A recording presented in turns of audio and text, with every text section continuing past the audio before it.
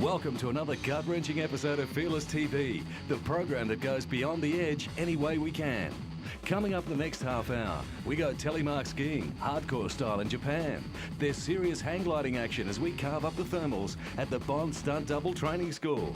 Plus, every man and his dog combining in an all-out snow race extravaganza, where we find out who's the smartest after all. All this and more on Fearless TV.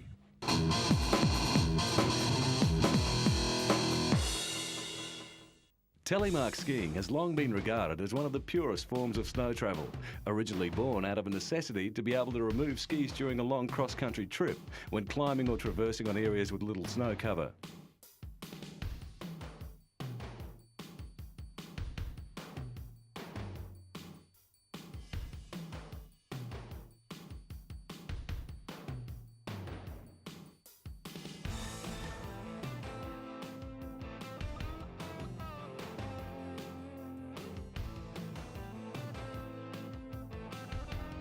To enable this to happen, the bindings are only fixed at the front of the foot, with the heel able to pivot up and down and to some degree sideways.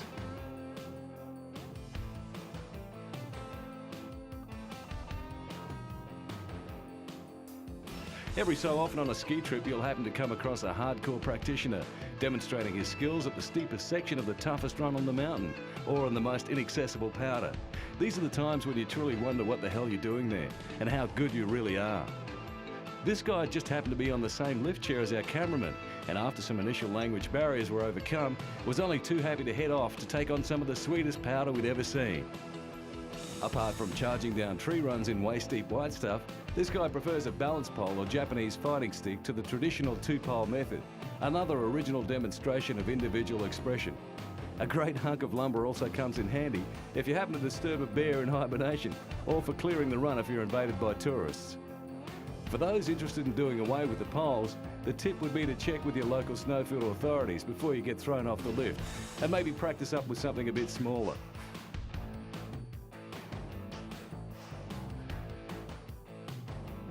Even with the alarming number of converts from skiing to snowboarding each year, freestyle skiing has managed to hang on to its dedicated followers over the years, and has even kicked in with a comeback in recent times. After all, there are still some tighter areas of trees and untouched powder that look pretty inviting, that are better suited to skis once you weigh up the risk. And there's still a reasonable percentage who prefer to head down the mountain face on.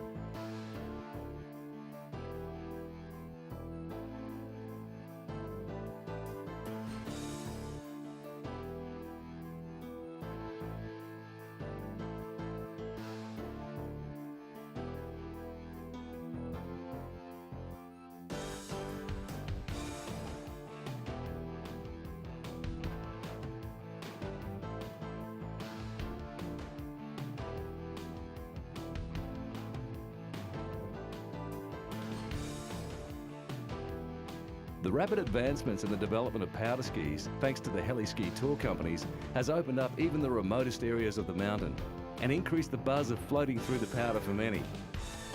Steep and deep is the way to go for the practitioners of powder, with a few trees and jumps thrown in for good measure. With the onset of snowboarding over the last few years, and resorts catering to the ever-increasing number of boarders by building special features like snowboard parks, half-pipes and slalom courses, some freestyle skiers have returned to basic forms of expression, like telemark skiing, once purely associated with cross-country skiing.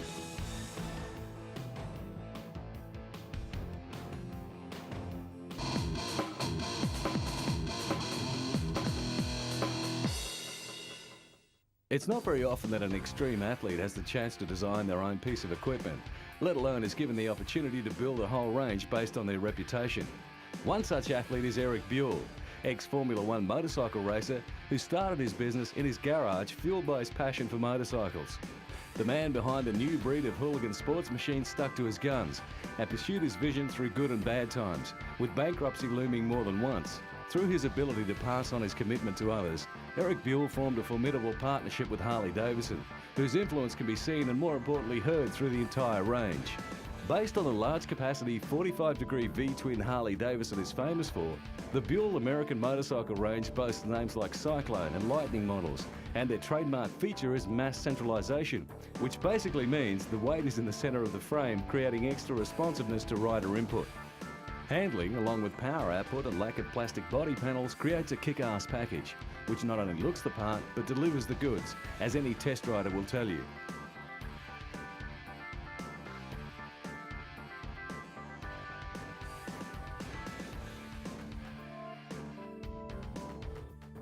Stunt riders in particular have taken a shine to the Buell for its durability and centre of balance, which comes in handy when getting either end of the bike off the ground. Torque is good too, especially low down, for making some extreme tyre smoking action. The only problem with a bike with this much output is finding the right sponsorship to deal for rubber. And after all, not too many manufacturers like to see their product shredded in 10 minutes.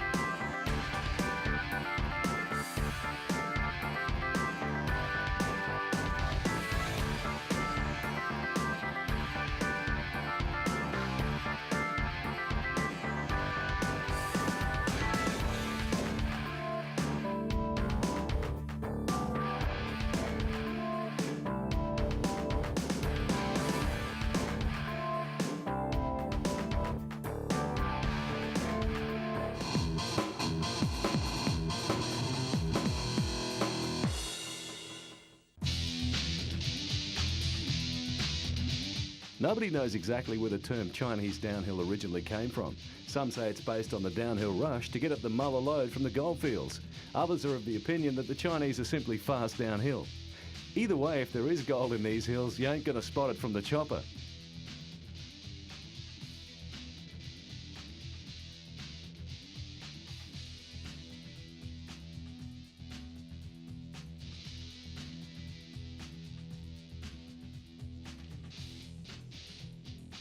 The Chinese downhill has become a much anticipated feature of the Rip Curl Heli Challenge, held in New Zealand each year. And apart from giving the competitors a chance to shred some spectacular scenery, it also makes for spectacular coverage, providing the cameras are in the right place, which is not always easy to do. The Heli Challenge is held within a time window of 2 weeks, depending on the weather conditions and accessibility, which adds an extra element to the skill level required to take part, as no two courses are the same, an added bonus for some of these athletes. The basic idea of the Chinese downhill is to make it from the top to the bottom of the run in the fastest possible time. And as there are no practice runs, this makes for serious action.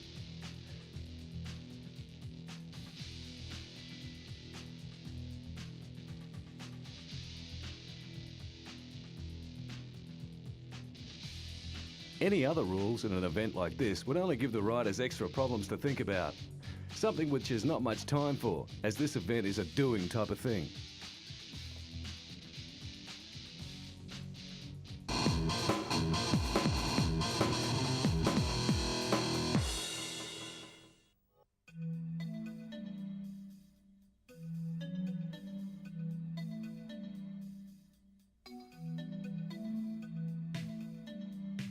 Just for a blast of nostalgia on Fearless TV, we thought we'd check out some spectacular scenery from above, in the playground of the rich and brainless. The age-old sport of hang gliding is always an excellent way to clear the dust particles from the brain, and it helps if airborne over some of the most pristine views on the globe.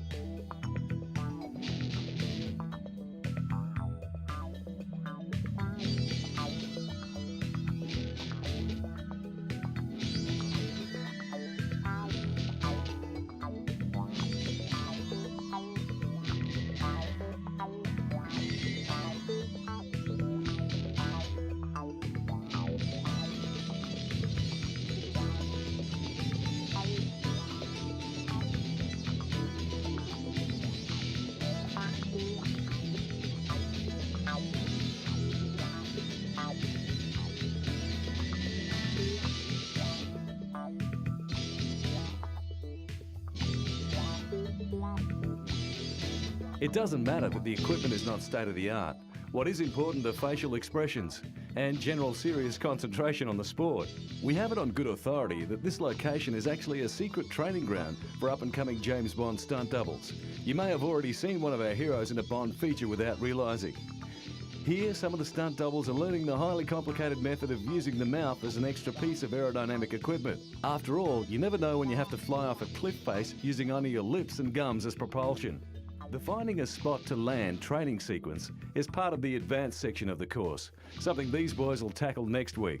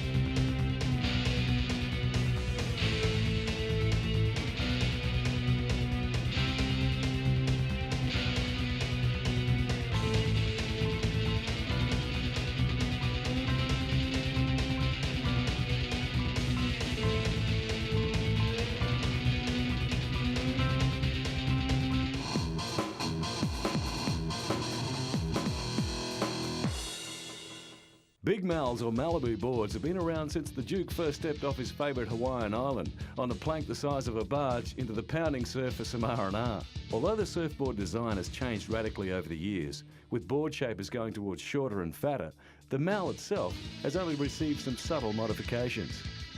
The sheer size and buoyancy of the Malibu makes it an ideal learning vehicle and a good cruiser on medium-sized waves.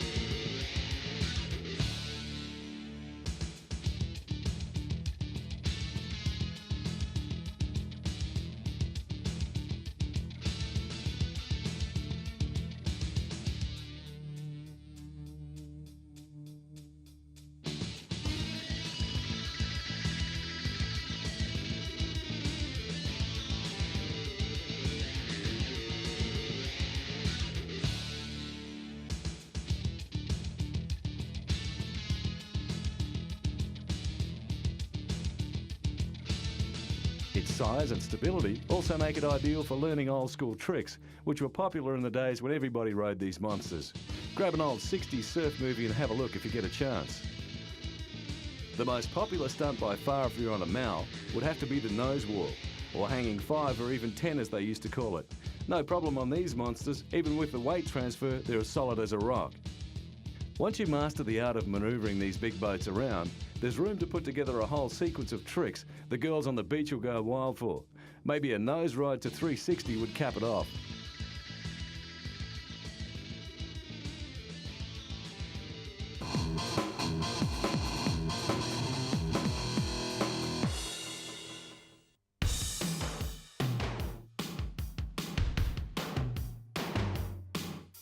Jet boats have become a favourite thrill-seeking pastime of bored tourists all over the world. And wherever there's a navigatable river to be found, preferably with sheer cliff faces and jagged rocks jutting into the water, you can be sure there'll be a jet boat screaming up or downstream, filled with thrill seekers, screaming loud enough to scare the fish.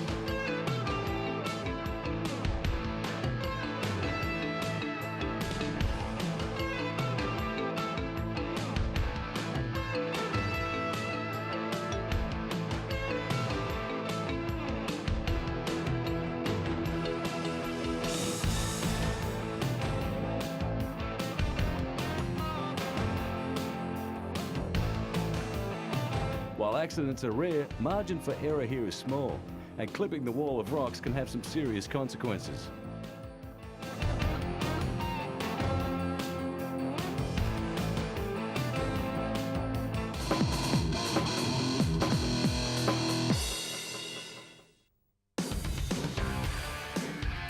Most people these days know how to ride a bike, but these guys have managed to combine BMX with the great Aussie outdoors.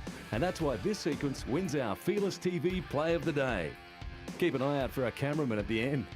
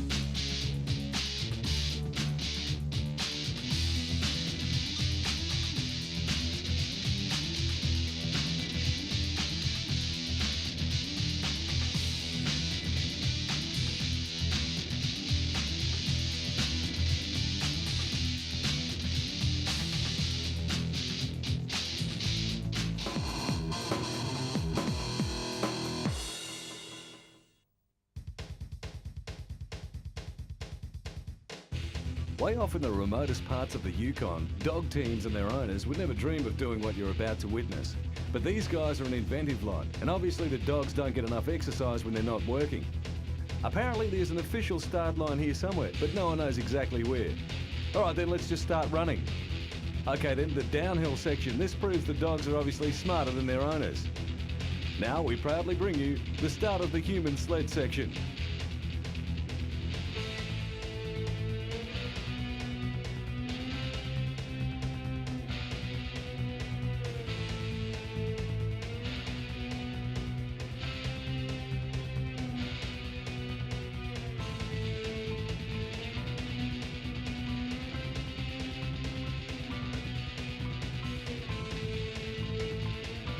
At this point, the dogs are not sure what's got into their owners, so they pretend to enjoy themselves by barking loudly.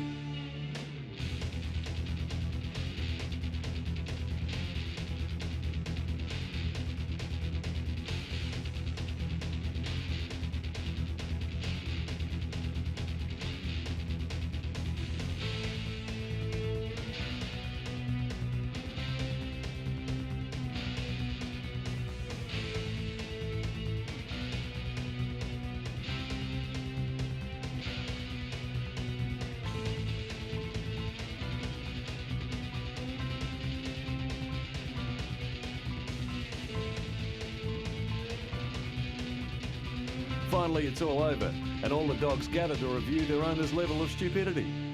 Now we're just waiting for instructions on what to do next. Unfortunately, while they're sorting out this confusion by barking and whistling, we've run out of time.